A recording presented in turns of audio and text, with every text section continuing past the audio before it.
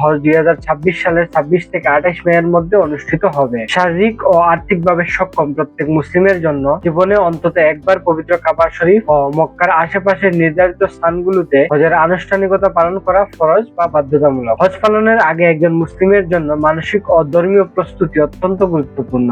সর্বপ্রথম আল্লাহর সন্তুষ্টির উদ্দেশ্যে আন্তরিক নিয়ত করতে হয় এবং হজের নিয়ম কানুন, আহকাম ও প্রয়োজনীয় মাসাইল সম্পর্কে সঠিক জ্ঞান অর্জন করতে হয়। পাশাপাশি হজের জন্য নিবন্ধন, ফ্লাইট ও অন্যান্য প্রয়োজনীয় তথ্যের জন্য সরকারি ধর্ম বিষয়ক মন্ত্রণালয় বা নির্ভরযোগ্য হজ এজেন্সির সঙ্গে যোগাযোগ রাখা জরুরি। হজের মূল আনুষ্ঠানিকতা সাধারণত 8 থেকে 12 জিলহজ পর্যন্ত 5 দিন সম্পূর্ণ হয়। প্রথম দিন 8 জিলহজ মিনায় যাত্রা, সেখানে অবস্থান করা হয়। দ্বিতীয় দিন 9 জিলহজ আরাফার ময়দানে অবস্থান করতে হয়, যা হজের সবচেয়ে গুরুত্বপূর্ণ রুকুন হিসেবে বিবেচিত। এরপর হাজিরা মুজদালিফায় রাত যাপন করেন। তৃতীয় দিন মিনায় জামারায় শয়তানকে পাথর নিক্ষেপ করতে হয়।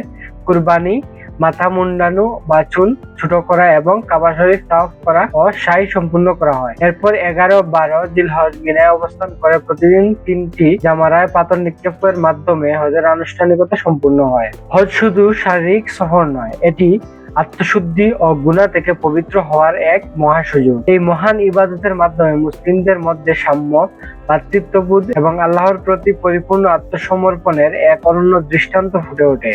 এরকম গুরুত্বপূর্ণ তথ্য পেতে অবশ্যই আমাদের চ্যানেলটি সাবস্ক্রাইব করে রাখবেন এবং জনস্বার্থে ভিডিওটি শেয়ার করবেন। সবাই ভালো থাকবেন, সুস্থ থাকবেন। আল্লাহ হাফেজ।